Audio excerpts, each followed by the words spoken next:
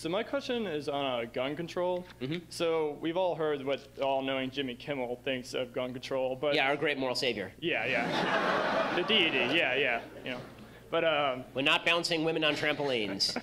I'd just like to hear. So if like you were president, what policies would you like you'd see like put in place? Because I know you're for further background checks for criminal history and mental illness, and correct me if I'm wrong. So mental illness, yes. So there are significant holes in the system whereby somebody has actually been in a mental hospital for mental illness, and then they still have access to a gun. This seems to me foolish.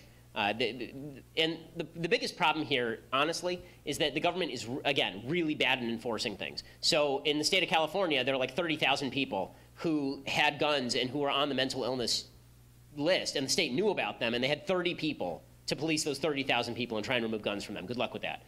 So I think that background checks for mental illness need to be strengthened and made more transparent.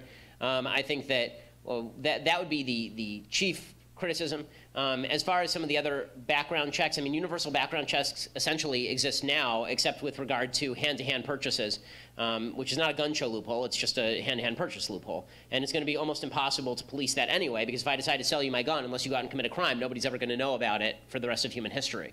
So that's very difficult to police beforehand. I think that what I had said is that when it came to Las Vegas, the obvious one is there's a case to be made for regulation of bump stocks because it turns a semi-auto into an effective automatic weapon. But the big problem there, again, is you can do that.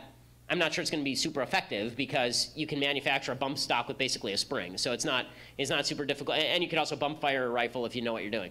So my answer on gun control generally is that the problem is not the presence of guns in a given society. The problem is the presence of bad people in a given society, or the presence of mentally ill people in a given society who should not be at liberty, for example. That is the bigger problem to me. I mean, if you look at the states in the Union, there's no correlation in the states in the Union between level of gun ownership and level of crime.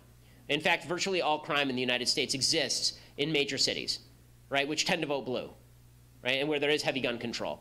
Out in rural America is not where people are shooting each other up. It's happening almost entirely in blue counties in red states, for example.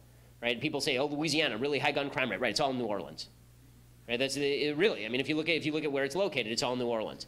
So that's worthy of note.